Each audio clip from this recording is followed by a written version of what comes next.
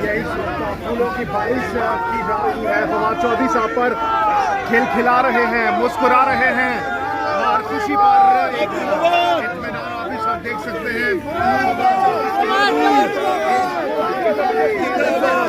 फवाद चौधरी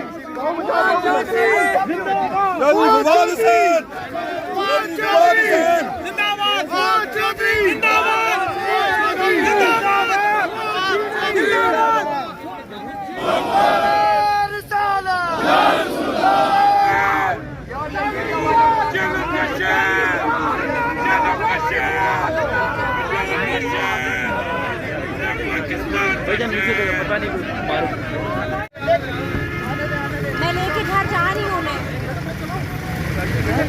अस्सलाम वालेकुम वासिफ साहब, क्या कहेंगे फवाद चौधरी की रिहाई के बारे में? वालेकुम सलाम जी, शुक्र है आज फवाद चौधरी साहब की रिहाई होगी और वो अभी हम लोग निकल रहे हैं जेल से।